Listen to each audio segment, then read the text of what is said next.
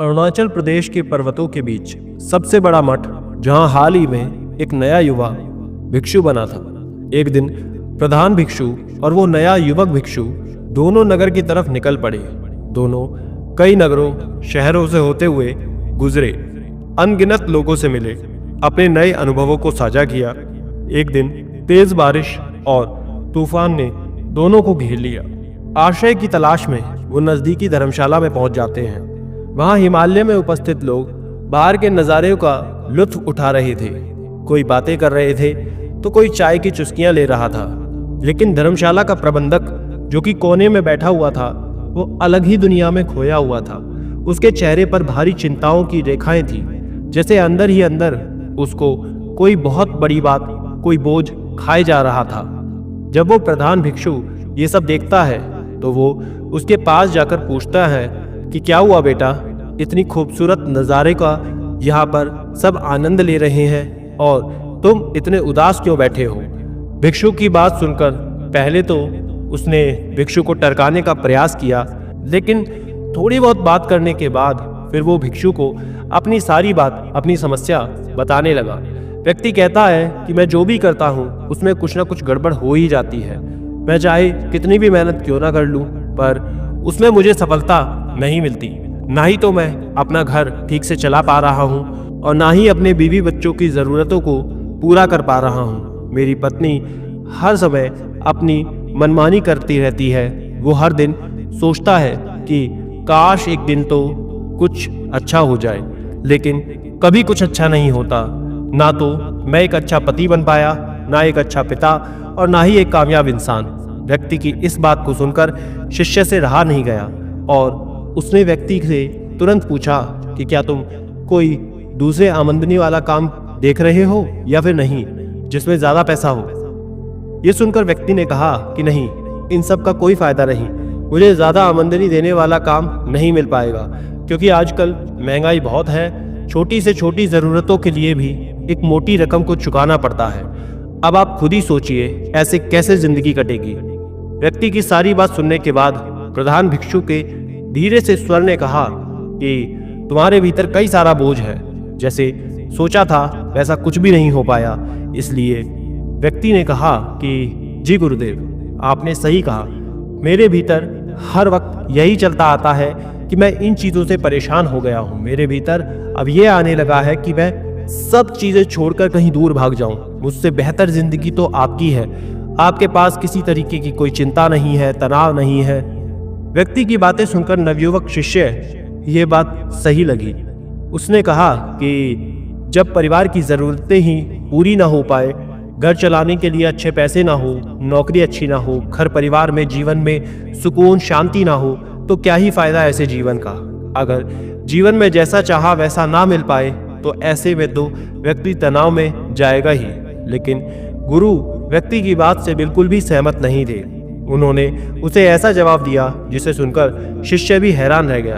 प्रधान भिक्षु ने कहा, तुम्हारी इतनी सब चिंता करने से शायद सब कुछ ठीक हो जाता है ना। सोचो कि अगर तुम्हारे पास जो है वो भी ना होता तो क्या होता।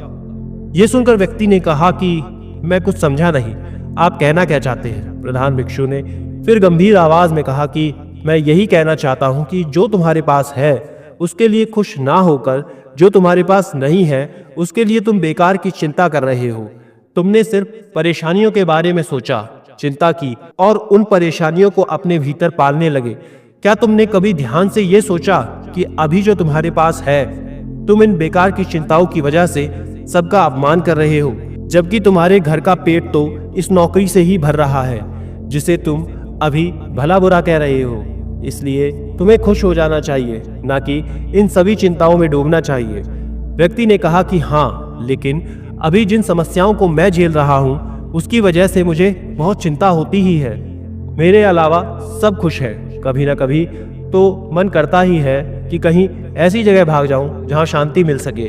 व्यक्ति की बात सुनते ही प्रधान भिक्षु ने कहा कि सही कहा, तुम्हारे अलावा सब खुश है, लेकिन ये वो लोग हैं जो अपनी समस्याओं को लेकर बैठने की जगह उनको हल करने में ज्यादा विश्वास करते हैं। लेकिन क्या तुमको ये महसूस नहीं होता कि तुम ना जाने कितनी चिंताओं को अपने भीतर सिर्फ भरते जा रहे हो और अपनी जिंदगी को खराब करते जा रहे हो?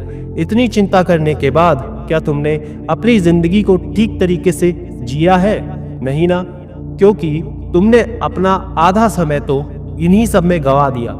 इस पर व्यक्ति ने कहा, फिर आप ही बताएं गुरुदेव, क्या ऐसा संभव है?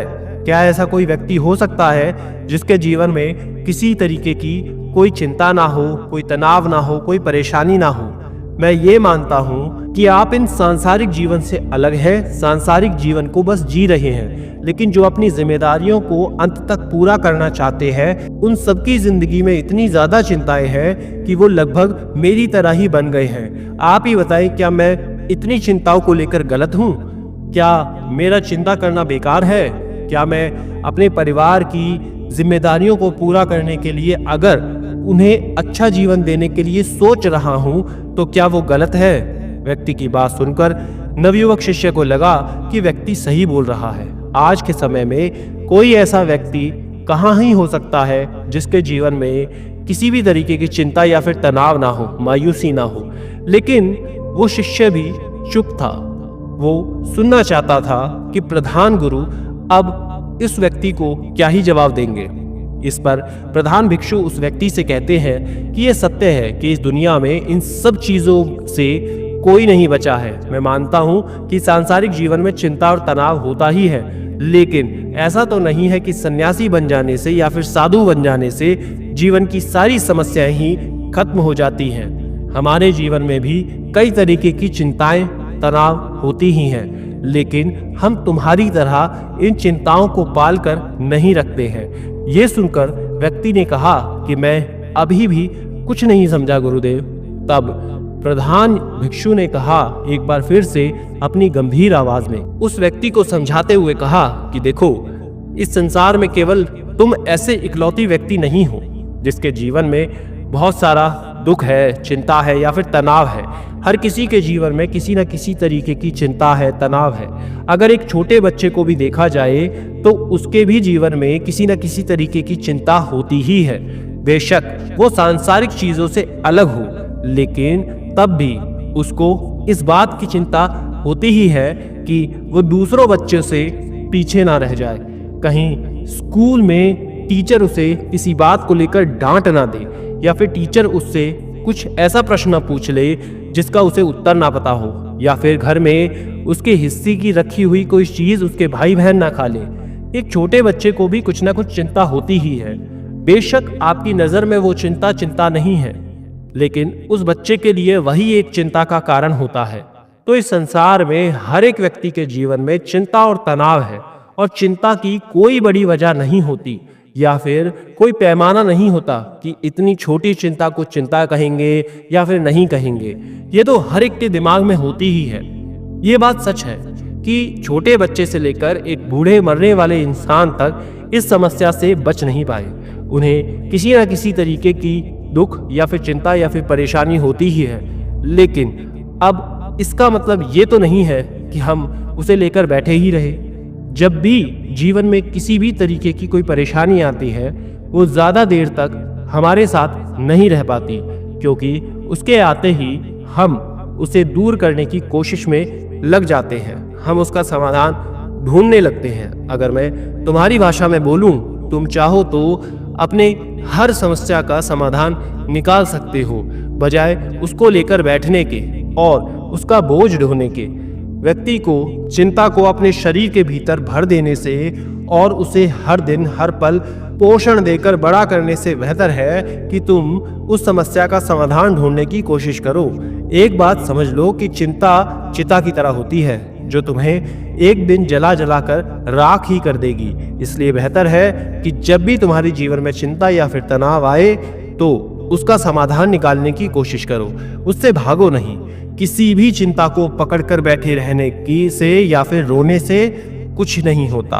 तुम ये खुद सोचो कि अगर तुम्हारे जीवन में चिंता नहीं आएगी तो जिंदगी तुम्हें अच्छी नहीं लगेगी, क्योंकि अंधेरे के बाद जब उजाला होता है तो उसकी महत्ता ही अलग होती है।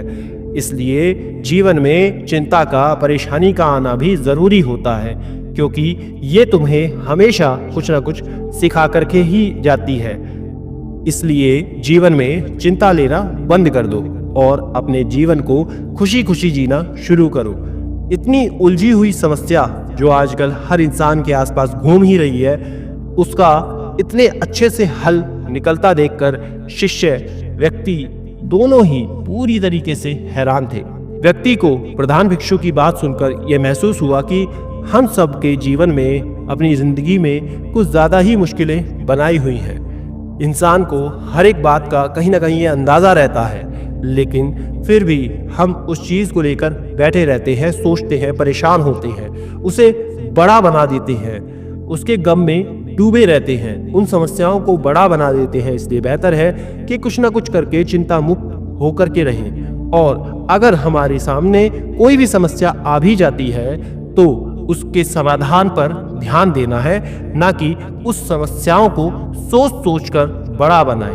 बौद्ध भिक्षु की बात सुनने के बाद व्यक्ति को यह एहसास हुआ कि शायद इसीलिए ये बौद्ध भिक्षु या फिर सन्यासी शांत जिंदगी जीते हैं, क्योंकि वो जिंदगी की उलझनों में छुपी हुई एक उम्मीद की किरण को देख पाते हैं, क्योंकि ये उसी उम्मीद की किरण को देखना चाहते हैं जो जिंदगी को और भी ज्यादा सुलझा देती है। व्यक्ति को बौद्ध भिक्षु की बातों से एक नई ऊर्जा मिली और समस्याओं को देखने का एक नजरिया उसको मिल गया। उसने निश्चय किया कि आज से वो समस्याओं को लेकर परेशान होने की जगह उनका समाधान खोजने का प्रयास करेगा। धन्यवाद।